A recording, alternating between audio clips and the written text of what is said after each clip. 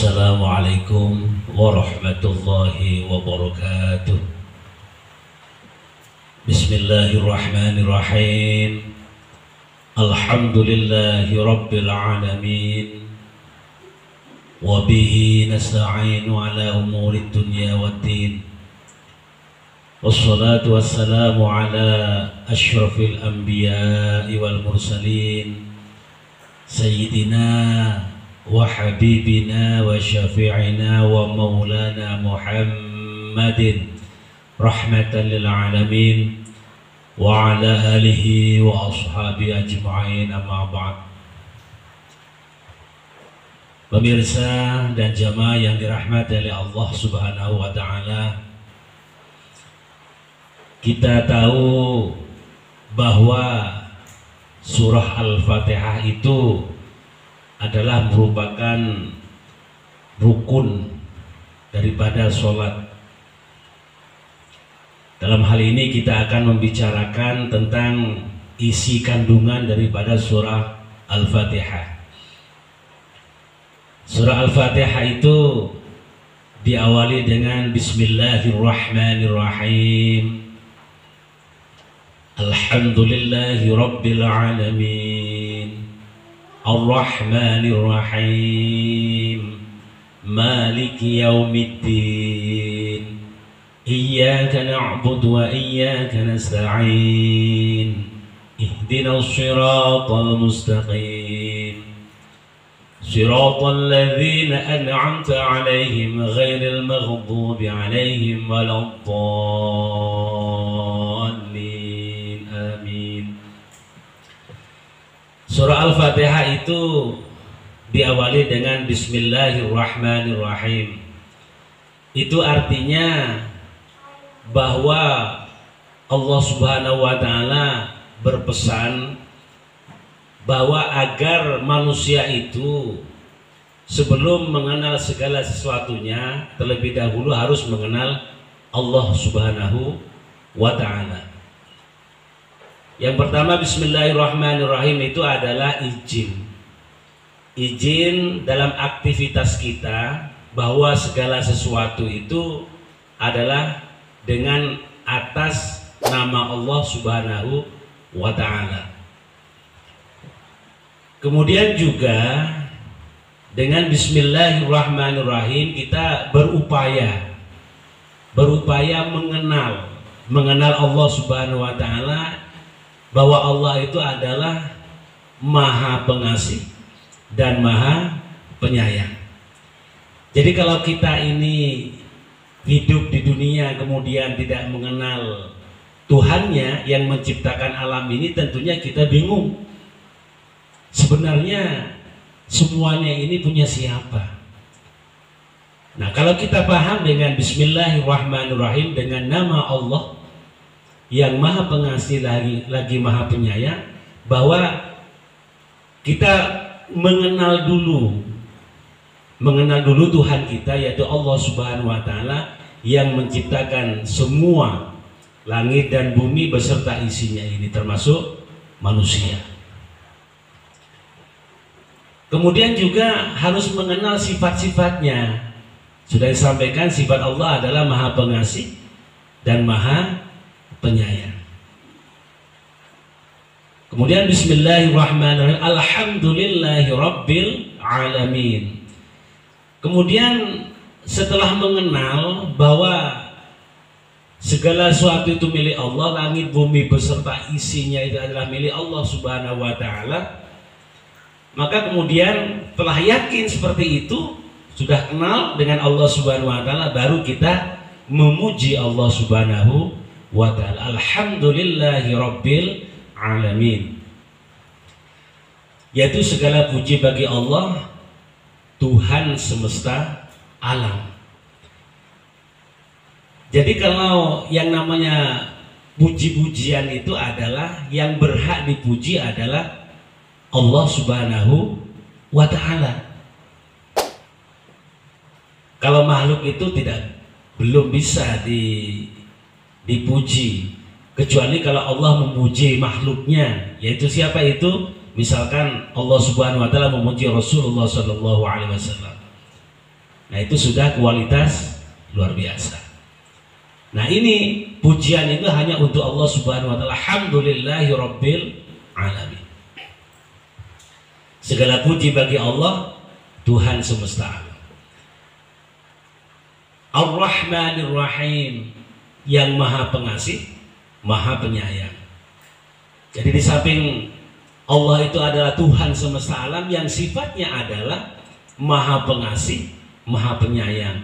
Jadi kalau kita sebagai hamba Allah Subhanahu wa Ta'ala kemudian merasa tidak diopeni, bahasa kita, tidak diurus, itu salah. Karena Allah itu maha pengasih lagi maha penyayang. Segala sesuatu itu Allah yang menanggungnya. Jadi nggak usah khawatir. Jadi manusia ini tidak usah khawatir hidup di dunia itu karena Allah sudah menanggungnya. Sifat Allah itu Ar-Rahman Ar-Rahim, maha pengasih, maha penyayang. Siapapun, semua makhluk Allah ditanggung oleh Allah Subhanahu wa Ta'ala. Jadi Allah yang menciptakan, Allah juga yang mengurusnya. Ya, tugas kita cuma beribadah kepada Allah Subhanahu wa Ta'ala, meyakini, mengenal dulu, setelah kenal dengan semaksimal mungkin, yakin seyakin-yakinnya, baru memuji semua ciptaan Allah Subhanahu wa Ta'ala. Makanya ciptaan Allah itu tidak ada yang tidak bermanfaat dan tidak ada yang jelek, semuanya bagus. Yang berhak menilai bagus dan jeleknya cuma Allah Subhanahu wa Ta'ala. Manusia itu cuma bisa menilai bagusnya saja, tidak boleh artinya mengucapkan kalimat jelek terhadap makhluk Allah. Yang berhak menilai jelek itu adalah Allah Subhanahu wa Ta'ala. Kita bersyukur bahwa segala yang kita lihat itu adalah semuanya bagus, semua ciptaan Allah Subhanahu wa Ta'ala. Kalau kita mengejek ciptaan Allah Subhanahu wa Ta'ala, Allah pasti marah. Karena apa? Karena itu merupakan semua ciptaannya itu adalah tanggung jawabnya. Tidak berhak, manusia itu tidak berhak mencela, menghina sesama makhluk Allah. Semua makhluk Allah tidak boleh dihina. Yang berhak menghina adalah yang menciptakan, yaitu Allah Subhanahu wa Ta'ala. Kalau makhluk gak boleh. Kemudian sifat Allah setelah Ar-Rahman Ar-Rahim, Maliki Yaumiddin. Jadi Allah itu mempunyai sifat nantinya adalah yang menguasai nanti di akhir kiamat, raja, sebagai raja di hari kiamat. Jadi kalau yang lain nantinya itu adalah semuanya hangus, semuanya musnah, cuma satu-satunya yang masih tetap berdiri dengan kokohnya itu adalah Allah Subhanahu wa Ta'ala. Meskipun nantinya akan dihidupkan kembali oleh Allah Subhanahu wa Ta'ala, apa dia masuk neraka ataupun masuk surga. Jadi Maliki Yaumiddin adalah merupakan raja di hari kiamat nanti, atau Allah Subhanahu wa Ta'ala. Nah kalau raja itu berarti semuanya adalah masyarakatnya, kan kira seperti itu. Kalau raja itu artinya berarti semuanya itu adalah termasuk prajuritnya, misalkan seperti itu. Jadi kalau Allah pemilik semuanya, Tuhan berarti semuanya adalah makhluknya. Kalau raja adalah karena raja yang menguasai di hari kiamat itu Allah, berarti semuanya di bawah komando Allah Subhanahu wa Ta'ala. Kemudian setelah Maliki Yaumiddin, setelah memuji, setelah mengenal, kemudian memuji, tahu sifat-sifat Allah Subhanahu wa Ta'ala, maka kita berikrar. Ikrarnya sudah mantap, mengenal dengan baik, memuji dengan keyakinan yang luar biasa kepada Allah Subhanahu wa Ta'ala, kemudian kita berikrar. Apa ikrarnya itu? Iyyaka na'budu wa iyyaka nasta'in. Hanya kepada Engkau ya Allah kami ini menyembah. Wa iyyaka nasta'in, dan hanya kepada Engkau kami ini memohon pertolongan. Nah, itu namanya ikrar kita. Kenapa? Karena satu-satunya Tuhan yang wajib disembah dan yang berhak dimintai semua segala sesuatu kesulitan-kesulitan yang ada di muka bumi ini. Jadi hanya kepada Engkau ya Allah kami menyembah, dan kepada Engkau kami memohon pertolongan. Jadi kalau yang lain itu tidak mampu menolong kita, kalau kita ini punya masalah kemudian kita curhat kepada yang lain itu ya cumanya bisa kasihan, aduh kasihan sekali. Tapi yang bisa menolongnya cuma Allah Subhanahu wa Ta'ala. Nah kadang-kadang manusia ini pilihan Allah kadang-kadang nomor terakhir. Jadi kalau sudah minta tolong kepada yang lain itu gagal, baru kepada Allah Subhanahu wa Ta'ala, itu salah. Jadi pertama yang harus diminta tolong itu adalah Allah Subhanahu wa Ta'ala. Seperti halnya ketika Nabiullah Ibrahim alaihissalam mau dibakar oleh Namrud. Jadi ketika malaikat Jibril mau menolong Nabiullah Ibrahim, apa kata Nabiullah Ibrahim? Hasbunallah, cukup saya ini dengan Allah. Jadi minta tolong cukup dengan Allah saja. Malaikat Jibril aja mau nolong masih ditolak oleh Nabiullah Ibrahim. Itu saking mantapnya keimanan Nabiullah Ibrahim kepada Allah Subhanahu wa Ta'ala. Nah kita ini harus meniru yang seperti itu. Jadi kalau sudah minta tolong kepada Allah Subhanahu wa Ta'ala itu tidak usah ragu, yakini pasti Allah itu akan menolong kita. Tapi jangan ragu, kita kan ragu minta tolong tapi ragu. Jadi kalau sudah minta tolong ya sudah pasrahkan kepada Allah Subhanahu wa Ta'ala. Kadang-kadang Allah itu jadi alternatif terakhir. Kalau sudah gagal semuanya baru kepada yang lain. Gagal semuanya baru kepada Allah Subhanahu wa Ta'ala. Kemudian yang lain dulu minta tolong kepada si fulan. Begitu gagal baru kembali kepada Allah Subhanahu wa Ta'ala. Tidak, jangan seperti itu. Allah itu nomor satu yang harus dimintai tolong. Dan tidak ada yang lain yang bisa menolong kita kecuali Allah Subhanahu wa Ta'ala. Jadi iyyaka na'budu wa iyyaka nasta'in. Dan satu-satunya Tuhan yang wajib disembah itu cuma Allah Subhanahu wa Ta'ala. Kemudian iyyaka na'budu wa iyyaka nasta'in, ihdinas shiratal mustaqim, memohon. Permohonannya adalah setelah menyembah, setelah ikrar menyembah dan minta tolong, kemudian memohon kepada Allah Subhanahu wa Ta'ala, ihdinas shiratal mustaqim. Ya Allah, tunjukkan kami ini kepada jalan yang lurus. Jalan yang lurus itu adalah ad-dinul Islam, yaitu agama Islam, agama yang lurus. Jadi mudah-mudahan Allah itu membimbing kita ke jalan yang lurus. Jadi kalau sudah dalam bimbingan Allah Subhanahu wa Ta'ala, insya Allah kita ini akan menjadi orang yang selamat, orang yang soleh. Nah kalau sudah ihdinas shiratal mustaqim, berdoa seperti itu, yakini bahwa kita memang benar-benar memohon kepada Allah untuk ditunjukkan kepada jalan yang lurus. Nah kalau sudah memohon kepada jalan yang lurus, jangan menggok lagi. Kita kan memohon ihdinas shiratal mustaqim, tunjukkan jalan yang lurus. Nah sudah berdoa tunjukkan kepada jalan yang lurus, kita belok sendiri, tidak mengikuti aturan-aturan Allah Subhanahu wa Ta'ala dalam Al-Quran Karim, dalam yang diberikan oleh Rasulullah SAW hadisnya, dalam sunnahnya. Jadi ikuti, kalau sudah ihdinas shiratal mustaqim, ikuti aturan-aturan Allah, yaitu yang ada dalam hukum-hukum Al-Quran, dalam hadis Rasulullah SAW. Kemudian seperti apa shiratal mustaqim itu? Shiratal ladzina an'amta alaihim. Jadi yang disebut dengan jalan yang lurus itu adalah shiratal ladzina an'amta alaihim, yaitu jalannya orang-orang yang telah engkau beri nikmat yang besar atas orang-orang yang soleh itu. Seperti siapa itu? Ya para nabi, para rasul, kemudian para sahabat, kemudian para wali, para ulama-ulama soleh. Ya, semua itu adalah orang-orang yang beri nikmat oleh Allah Subhanahu wa Ta'ala. Seperti apa nikmat itu?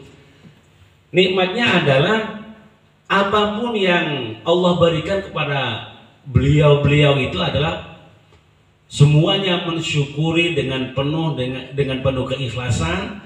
Kemudian semua perintah Allah dikerjakan, semua larangan dihindari.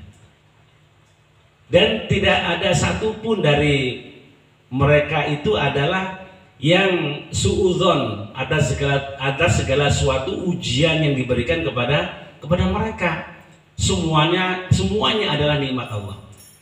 ya kebaikan ya nikmat, kemudian diberikan ujian berbentuk musibah juga nikmat. Disyukuri semuanya. Karena apa? Karena yang menguji adalah Allah Subhanahu wa taala yang menciptakan kita dan yang mengurus kita. Kalau Allah yang menguji, tentunya Allah yang mengurusnya. Nah, kita kan sudah disampaikan bahwa Allah itu menguji kita kan disesuaikan dengan kemampuan kita. La yukallifullahu nafsan illa wus'aha. Allah itu kalau memberikan ujian itu sesuai dengan kemampuan. Kalau nggak mampu, ya kemampuannya cuma sebatas rendah, ya diberikan ujian yang rendah. Menengah ya menengah. Kalau sudah luar biasa, diberi ujian yang luar biasa. Tidak mungkin yang Nabi yang luar biasa itu diberi ujian yang kecil misalnya, tidak mungkin. Para wali tidak mungkin. Nah, kalau kita ini misalkan berjuang pada saat ini, misalkan dihujat, dicaci maki, itu kan nggak seberapa. Lebih dulu para nabi, para rasul, para wali, seperti apa sebenarnya perjuangan beliau itu? Kita belum apa-apa sebenarnya. Belum apa-apa sudah ngeluh terkadang kita. Kenapa? Kemampuan kita, keterbatasan kemampuan seperti itu. Nah, kalau kita mempunyai kemampuan yang luar biasa, yang seperti para nabi, para rasul itu, nah tingkat para wali, misal para ulama soleh itu, kita seperti itu artinya kita sekelas beliau-beliau itu, mereka itu. Nah, kalau kita sering ngeluh berarti kualitas kita masih tahapan-tahapan rendah. Kemudian siratal ladzina an'amta 'alaihim. Kemudian yang dimohon lagi adalah ghairil maghdubi 'alaihim waladdallin. Amin. Siratal ladzina an'amta 'alaihim, siratal ladzina an'amta 'alaihim ghairil maghdubi 'alaihim waladdallin. Dan memohon jangan sampai diberikan sesuatu yang tidak bermanfaat. Yang permohonan itu adalah memohon agar diberikan jalan yang lurus, jalan yang diberikan nikmat oleh Allah Subhanahu wa taala. Jangan jalannya orang-orang yang dimarahi oleh Allah, yang tidak disenangani oleh Allah Subhanahu wa taala. Siapa itu jalan siapa itu? Ya seperti Firaun. Ya. Jadi satu-satunya manusia yang berikrar ingin menandingi Allah itu kan cuma Firaun. Jadi mengaku Tuhan, ya kan? Manusia makhluk Allah yang mengaku Tuhan cuma Firaun. Nah, itu jangan kita berada di situ. Jadi memohon jangan sampai berada di jalannya orang-orang yang tidak disenangi oleh Allah Subhanahu wa taala. Siapa lagi? Namrud. Siapa lagi? Ya banyak ya yang kisah-kisah itu. Ada Firaun, ada Namrud, kemudian ada Salabah, kemudian ada lagi Qarun, ya. Qarun itu jangan sampai kita itu berada di jalan-jalan seperti itu. Jadi mohon kepada Allah Subhanahu wa taala. Dan orang-orang yang sesat, Abu Jahal itu kan bapaknya orang-orang bodoh. Jadi Abu Jahal, semuanya kita memohon kepada Allah Subhanahu wa taala. Hanya jalan yang lurus, jalan yang orang-orang yang diberi nikmat oleh Allah Subhanahu wa taala. Memohon agar tidak di jalan orang-orang yang tidak disukai oleh Allah Subhanahu wa taala, seperti orang-orang seperti musuh-musuh yang memusuhi Rasulullah Shallallahu alaihi wasallam dan memusuhi Allah Subhanahu wa taala. Dan kalau kita ini dimusuhi waktu kita jihad misalkan, ceramah dan sebagainya, kemudian kita diremehkan orang, itu hal yang biasa. Allah saja kadang-kadang dilawan, apalagi cuma kita. Para nabi juga dilawan, apalagi cuma kita. Kita kan kapasitasnya apa sih? Kira-kira seperti itu. Kita harus mawas diri bahwa perjuangan kita itu belum seberapa. Yang jelas kita ya jihad, menyampaikan ilmu Allah, memperkenalkan keesaan Allah Subhanahu wa taala.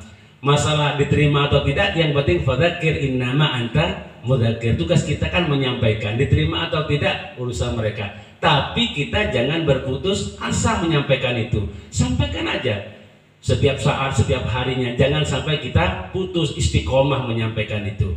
Insya Allah Allah akan membimbing kita, dan insya Allah 1, 2, 3 orang itu akan mengikuti kita. baik itu secara cepat ataupun lambat.